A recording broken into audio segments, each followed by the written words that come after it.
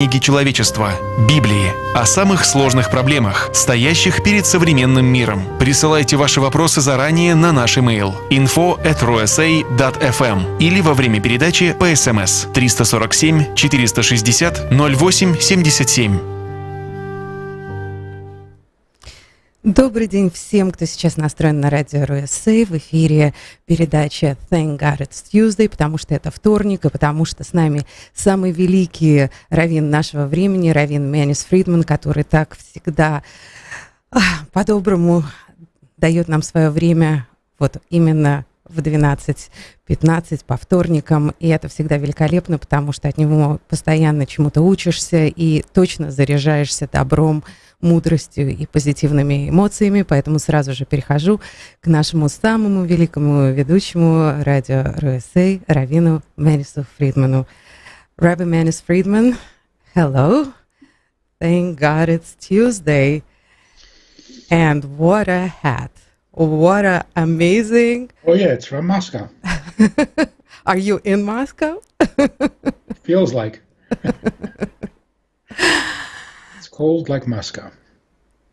It's not cold enough for me, but I like it just a tiny bit colder, but it's okay. It's the weather is not according to Anna, so it's all right.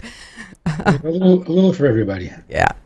Rabbi Friedman, thank you so much for being with us. Thank you for allocating this time to give us wisdom and insights into so many things that matter today. And the life we live in is not a simple one at the moment.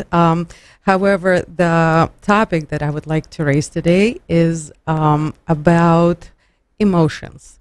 I mean, if you look into your, I think everybody's favorite feature in the phone is those little emojis which express our feelings.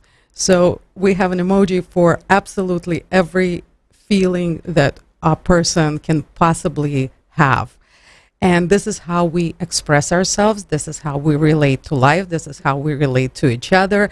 And this is all that life became about lately, or for a while now, is about the feelings that one has, and that is what identifies us, our lives, and everything we do. So, of course, especially lately, we have gone through a roller coaster of emotions, or still going through a roller coaster of emotions.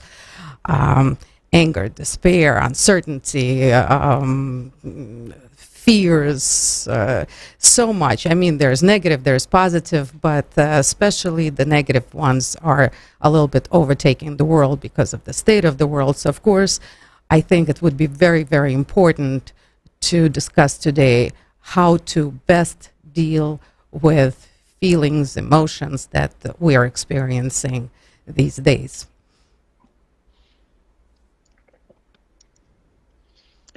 You know, some people wear their emotions on their face. Whatever they're feeling, you see it right away on their face, without being very perceptive. Of course, if you're perceptive, you can see. But you don't have to be perceptive, because they wear their emotions on the surface. That's a lack of maturity, a lack of wisdom. It's the emotions are a little too artificial, too superficial, too much on the surface. They don't go very deep. It's the deep emotions that an emoji can't show. Those are the ones that we need to take seriously. And they're also positive and negative. So, listening to you speak Russian, I wish I had learned Russian from my mother, because, you know, they say that people who speak with a British accent sound intelligent. Yeah, it sounds sophisticated, but Russian has a much deeper resonance. Anything you say in Russian is a little more impressive, because you're assuming that Russians don't talk nonsense. Assuming. Somebody once told me that when they hear Russian, they always think it's someone is cursing somebody out, someone is fighting with somebody. It sounds very aggressive. No, it sounds very substantive. This is not fluff talk. This is real talk. Anyway, so what do we do with the emotions that an emoji can't properly display? Those are the serious ones. Those are the ones that don't just come and go. The ones that you see immediately on the face, 10 minutes later, it's been exchanged with some other feeling, and they just flit in and out.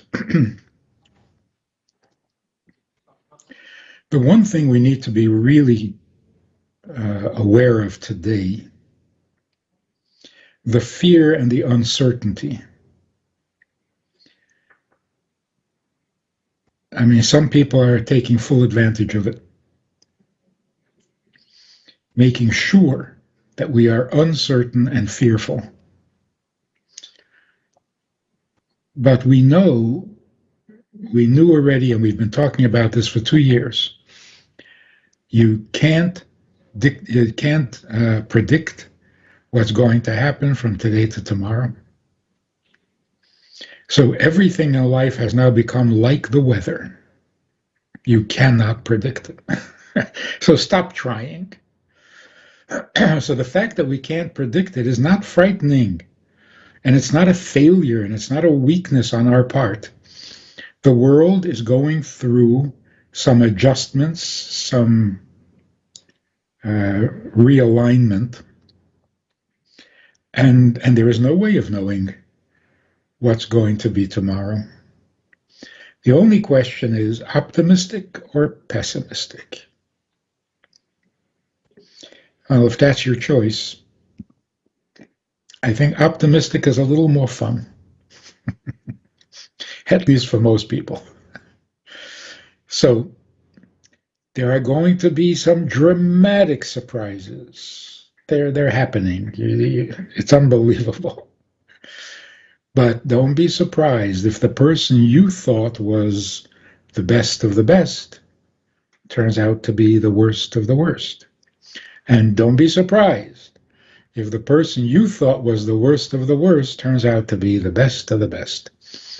Not only in politics, not only in the media, in everyday life.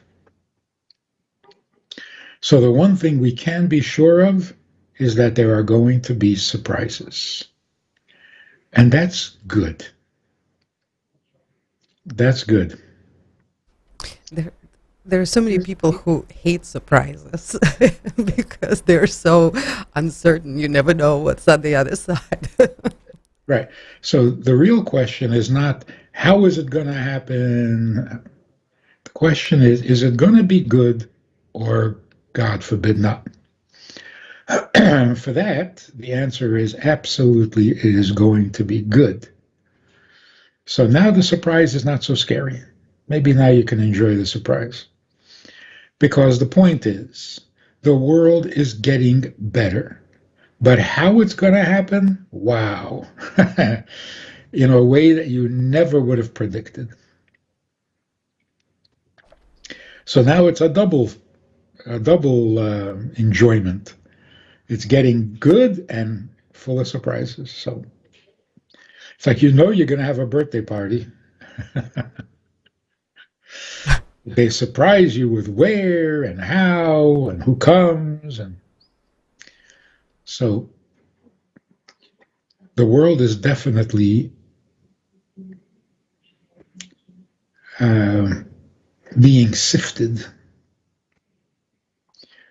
You know, the farmers, when they're cleaning up the wheat, they have this sieve. It's a big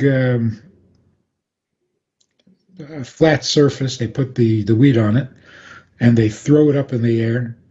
The wind carries away the leaves and the junk, and the heavier seeds, the grain, falls back into the net. That's what's happening. So we're being tossed in the air, which is a little unsettling, but the result is that the bad stuff blows away and the good stuff stays. Rabbi Friedman, but what about the anger that seems to be overtaking sort of the world? I mean, there is. There is legitimate anger.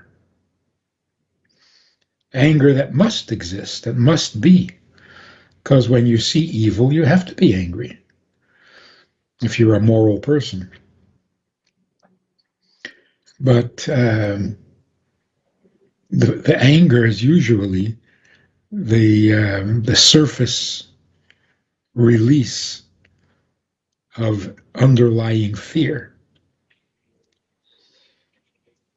You know, like a cornered animal suddenly becomes very aggressive, but it's fear. So I think it's more fear than anything else going on today. Because if you don't have your support system, if you don't have your belief that supports you, well, then you're frightened. And you don't want to appear frightened, so you put on an angry face. But really, it is fear, and the fear comes from uncertainty, and the uncertainty comes from the assumption that I'm supposed to know what's going to happen. But I'm not supposed to know. I'm supposed to choose between expecting good or expecting negative. So how are we supposed to plan our lives, which is what we've been accustomed to doing always? You plan it with the thought that things are going to be wonderful. I was talking to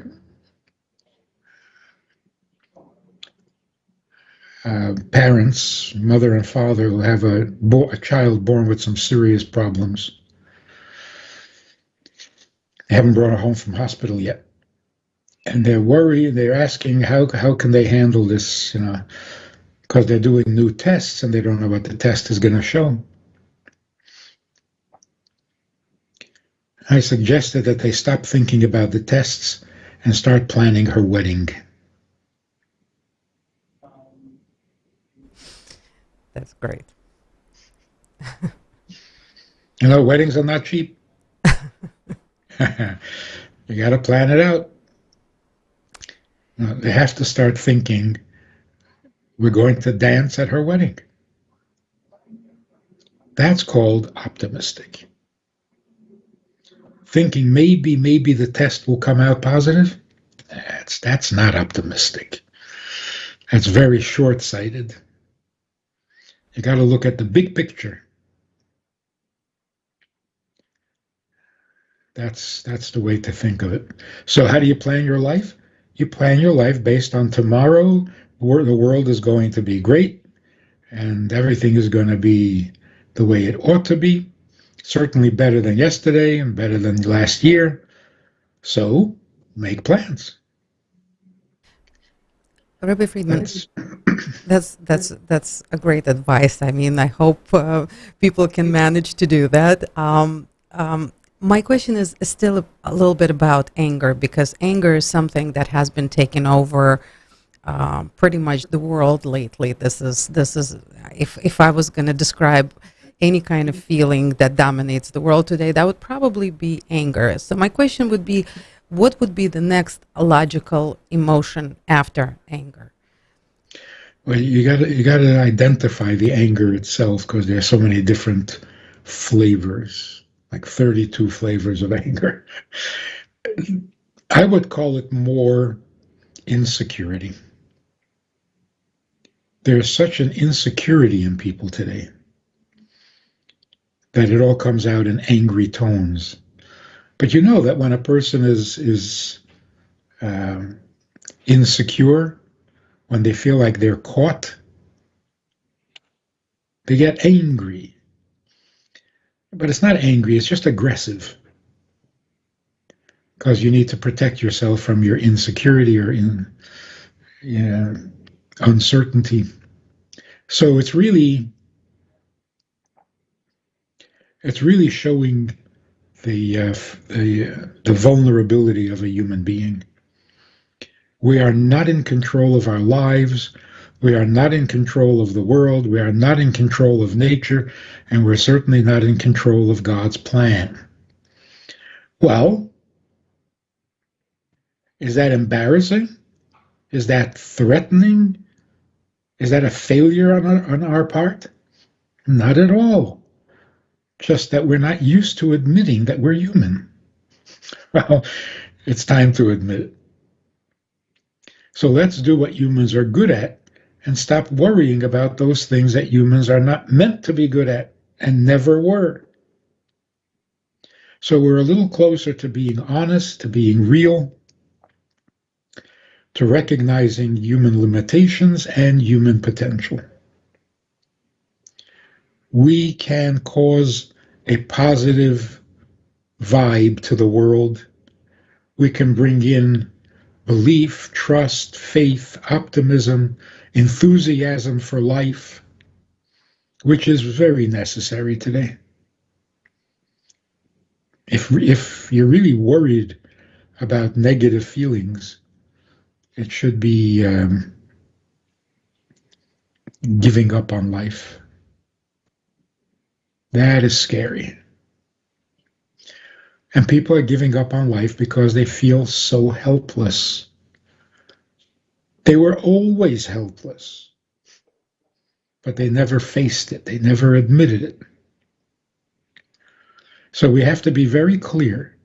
What can we do, which is amazing, and what can't we do because it's too amazing? But nothing is negative. Rabbi Friedman, but how can people flip their emotions? So they have this emotion, let's say, of fear.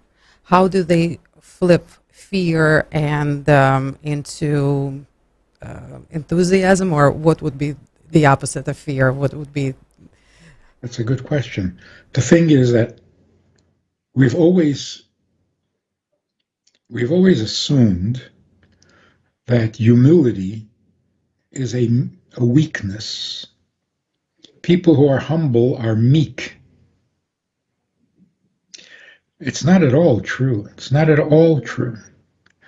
The strongest people, I mean really strong, not just aggressive, violent, and destructive. The really strong people are humble people. Humble people can't be threatened because they're not in a protective mode. They're not looking out for number one. So today, the antidote to all this frustration and so on is a little bit of humility. And humility doesn't mean make up something.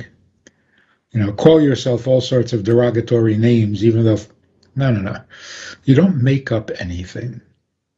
We are humble. We're human. It takes a lot of arrogance to try to deny that and make believe and convince ourselves that we're in charge, we got everything under control, we're going to force things to go our way. That has been our mistake for many, many years. Enough already. It's not so scary to admit that we're human. And it's not discouraging either. Because being human, we can do amazing things. We just have to know our limit. The evil destroys itself by not recognizing its limit. It always goes too far. Every criminal pulls off a perfect crime. Perfect. But he can't let it be. He has to do it again. And he has to do it better. Eventually, he's going to get caught. But if he would just let it be, the perfect crime is possible. Perfect criminal is not possible. So the criminal always returns to the scene of the crime. He always messes it up after doing it perfectly. So evil doesn't know when to stop because it's all ego-driven. You pulled off a perfect crime. Sit back, enjoy, give yourself a little credit for being perfect. Why do you have to mess it up? Can't help it. That's the nature of evil. So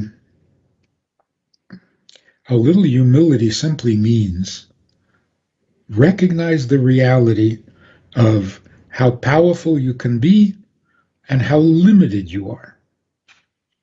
Both are true. And both are proper. It's not like it should be different. This is the right way. It's as it should be. If we let ourselves be as we should be, we could actually create a world that is as the world should be. But when we take on responsibility for things that are beyond our control and ignore those things that are within our control, then the whole world becomes that way. Because we are the world. We are the world. The way we go, that's how the world goes. Even nature is affected by our behavior. Rabbi Fridman, while we're on the topic of egos, I cannot not bring up last Sunday's Super Bowl. And the observation that absolutely everybody made is that in California, there is a definite mandate for all the children to wear masks in schools.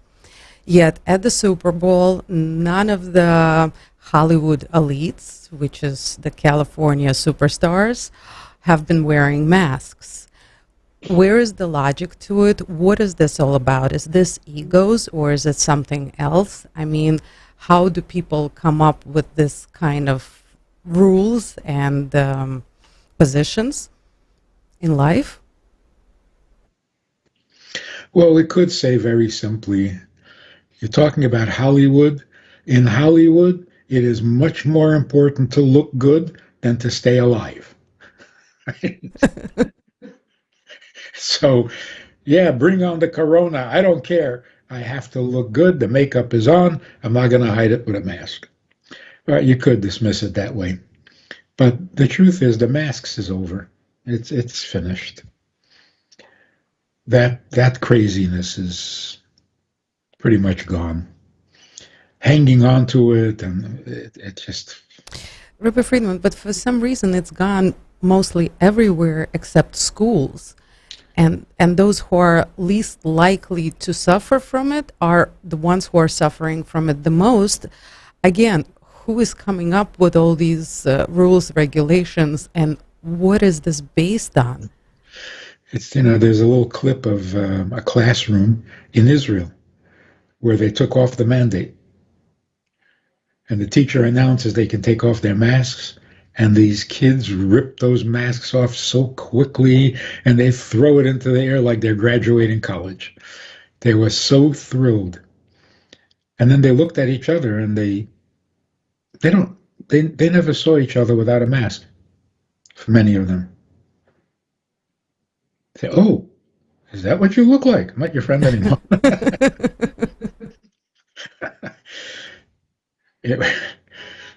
Yeah. Part of the craziness. Nobody could have predicted this because it's Michigan. But it's over. It's over. And that's very, very good news. Hopefully it's over, and it's over. It's going to stay over, not something that we're, again, no certainty. Then we'll find out who created this craziness and why. Who is responsible for this? Everything will sort itself out. So looking forward to it. This mystery has been going on for a little bit too long. Yes, we're slow learners. It takes a while to catch on. Rabbi Fridman, how do we, going back to feelings, and the feeling of uncertainty is the second major feeling that everybody is feeling, anger, uncertainty. How do we flip uncertainty? How does one go about? Because we understand that everything, all the feelings really come from intellect. We just don't really practice it. But realistically, we can change our feelings in our heads. What would be the proper attitude to take to stop feeling uncertain and feel certain and positive, I guess, would be the antidote to uncertain? Well, the Rebbe, who set the tone for this generation in general,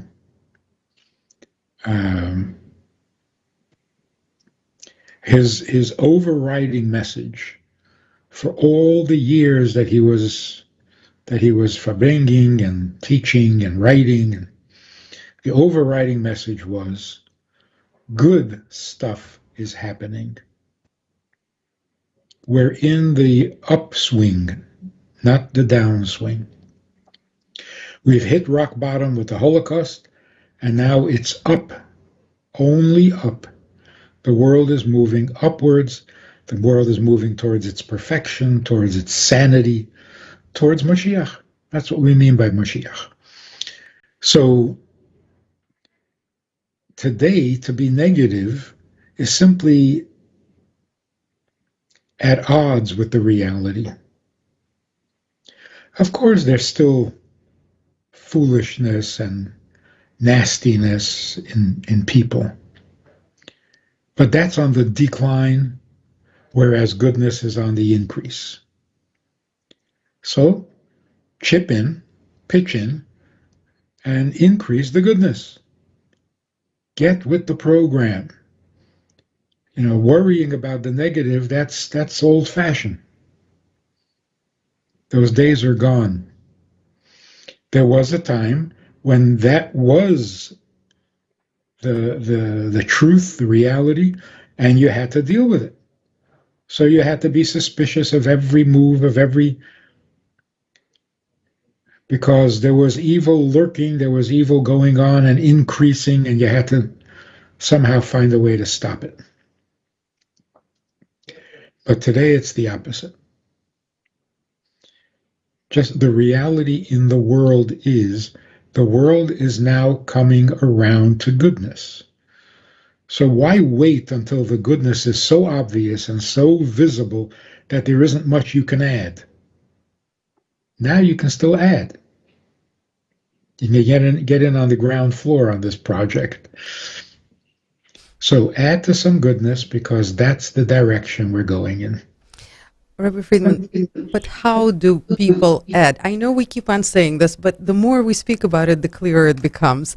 How do people add on to this goodness? Because I got to say, I had a few people who are not observant over for Shabbat this last Shabbos, and I spread your message. The world is getting better. And people look at me sometimes like, Anna, what's wrong with you? What are you seeing that we're not seeing? It's like, look, we're witnessing it. Oh, come on. That's not what we're witnessing. Negative. Everything is pretty negative. Look, nothing makes sense. I mean, so I think there's still probably more people who think that than people who are positive about everything that is going on right now. So, Rabbi Friedman, how do we help these people change their perspective? Or should we try to do that? Maybe we should just leave everybody alone and they'll come around when they come around. Now, having them over for Shabbos, that was a very positive thing. I think if you look at, you're looking for evidence of good stuff happening, there is lots of good stuff happening. But before you even get to that, where is the negativity coming from? Who's pushing negativity? You find out who's doing it and you know, okay, that's fake news. Why do they have to work so hard at negativity? Because it's not real anymore. It's fake news. It's scare tactics. It's like trying to hold on to the old system because it worked. Well, it's not going to work. The old system of intimidation and fear, and no, it's not going to work. So look around and see. Follow the evidence. Connect the dots. Who is pushing negativity? Oh, those people. Okay, you can't trust them. So that is the best proof. Look at what bad people are doing, and you know what the truth is. The opposite. So let's learn a little something. We're reading in the Torah about the golden calf. 40 days after God said to the people, "You shall make no graven images," 40 days later they make a golden calf and they dance around it and say, "This is your God, Israel, who brought you out of Egypt." And what was the excuse? Moshe said he would be back in 40 days. He went up the mountain. He said he would be back in 40 days. The 40 days came. He wasn't back. That's it. They make a golden calf. They miscalculated by a day. The day that Moshe said, "I'll be back in 40 days, he didn't mean to count that day, because that day was half gone. So they simply misunderstood. It wasn't even a miscalculation. But wait a minute. Moshe is late by a few hours, and already they're making a golden calf. Since when are Jews that meticulous with time? He said 40 days, 42 the most. I mean, where did we become so precise? And also, you read the story and you got to close the book and say, wait a minute. Tell me a believable story. This is not believable. The Jews who never worshipped idols since Abraham, who were the pioneers of belief in one God, then they hear from God himself, "You shall have no other gods," and 40 days later, can't you pick a more interesting sin? If you want to sin because Moshe didn't come back, do something fun. What's with idolatry? There's got to be more to the story. This is just not. I mean, even a kid would say, "Oh, give me a break. This is fiction. This is not real." People are not that retarded. So here's the rest of the story. God came down to Mount Sinai and spoke to the people and said, "You want to know me? I need you to know me. So let me tell you about me.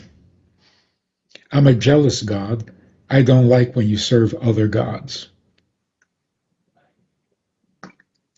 We should have come away from that experience with an appreciation and an insight into who God is. But human nature being what it is, and the ego being what it is, I can imagine that there were so many people there at the time who were thinking, "I am having the most incredible experience. I am standing at Mount Sinai. God is talking to me. This is incredible. Can't wait to tell my friends my experience. Look at what I'm experiencing."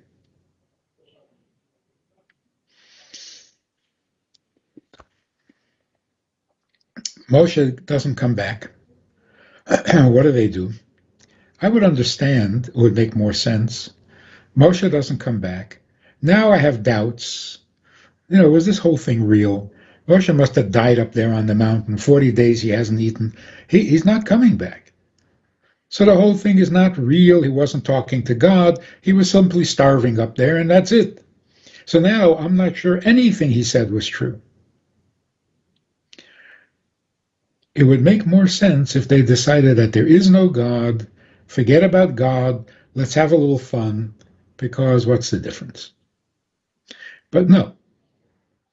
They create a graven image, and they say, they proclaim, this is our God who took us out of Egypt. Will you stop with the God business?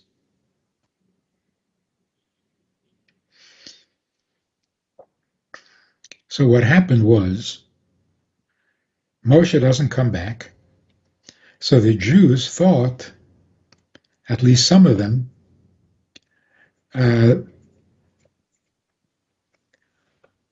we have to, now that we've had this experience, we have to define who God is. It's our job now. We are now really religious. We are now spiritual. We are now different and special. So now it's up to us. So they fashioned a God according to their own imagination and said, this is our God, the God of our making. In other words, in simple language, they were supposed to come away from Mount Sinai with an intimate awareness and understanding of God. Instead, they came away feeling religious. I mean, if you heard from God, what would you become?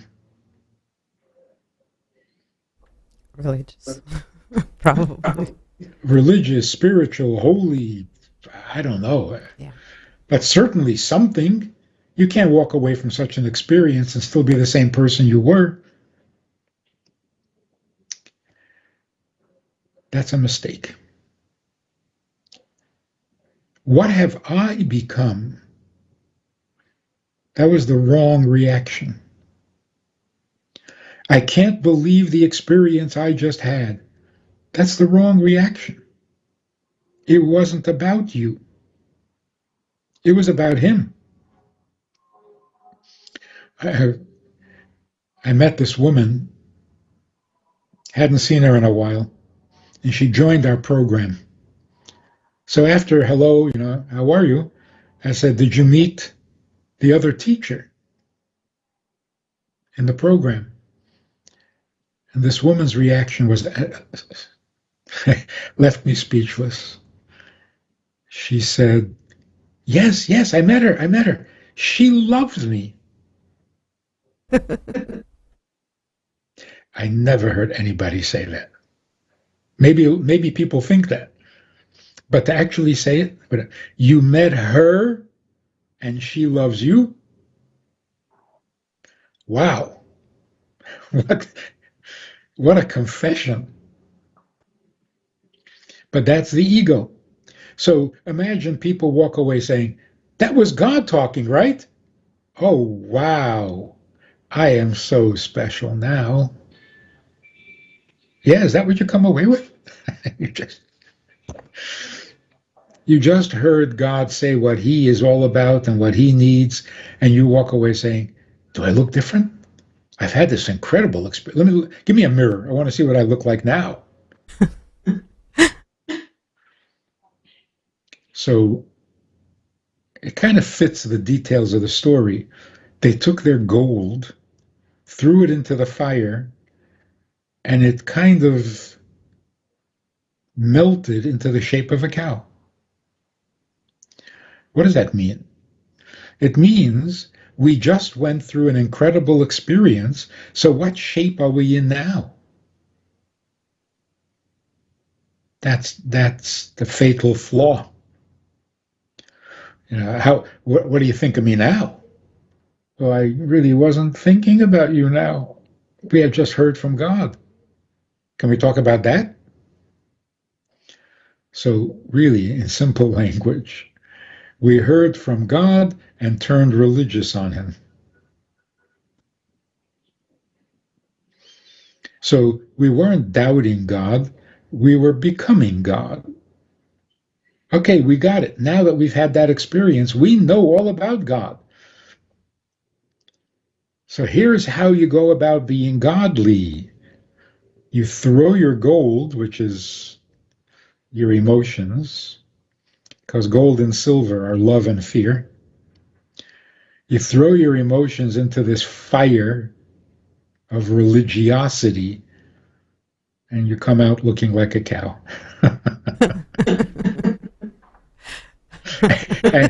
and you think you're divine. So we got to be careful not to do that. Can you hear God speaking and not change? If you're really listening, yes. Of course, on the inside, everything changes. But don't replace your personality with another personality. That's not supposed to happen. You're the same person, but more aware of God. But you don't talk to God and become more aware of you. That's pure ego. So, practically speaking, getting back to your question, what do we do with our feelings? Well, stop listening to the news, because the media is actually trying to control your feelings. I mean, it's so obvious, it's so blatant. Here's what you need to be afraid of now. Here's what's going to threaten you now. Well, all the commercials, by the way, even the innocent ones, they're all meant to make you feel inadequate. Do you have a problem with post-nasal drip? Is that ruining all your parties? And they show a picture of somebody at a party, everybody's having fun, but they're miserable because they can. It is all so undermining our self-respect, our dignity, every commercial.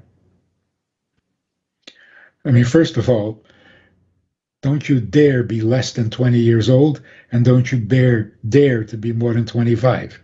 Because then you're out. You don't even count. Life only happens between the 5 years from 20 to 25. After that, you're finished. Before that, you haven't started. The whole thing is meant to undermine your confidence. Turn it off. Turn it off. Your feelings are not to blame.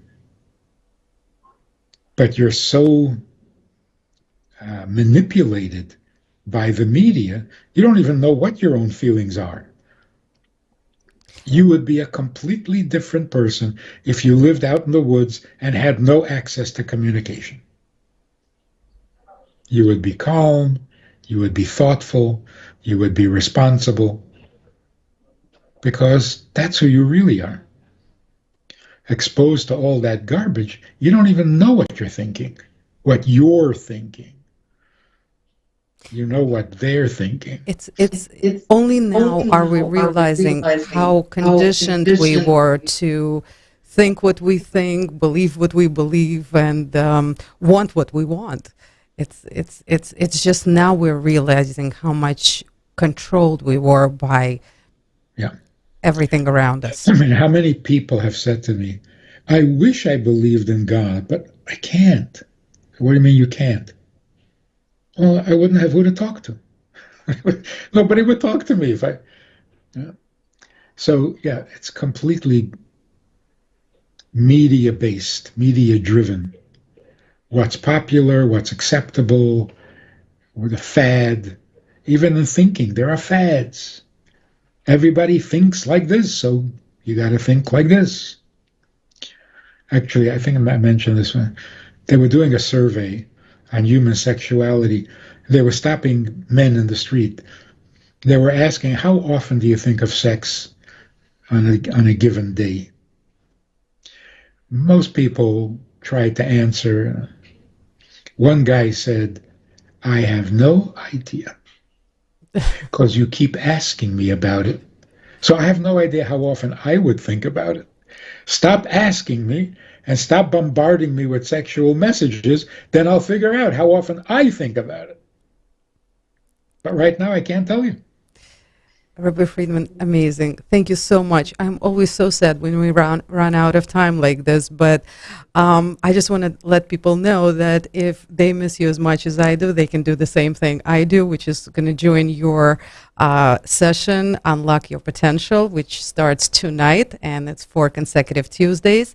So if anybody is interested, and I strongly recommend it, it's goodtoknow.org, and we can have more of Rabbi Fridman also Tuesday evenings, not just Tuesday afternoons on Radio USA, which is always amazing. Rabbi Fridman, thank you so much for the positivity, insight, and just so much to look forward to. Thank you. Thank you. Can I take my Russian hat off now? Thank you very much. Thank you, Rabbi Fridman. Until next week. Can't wait. All the best.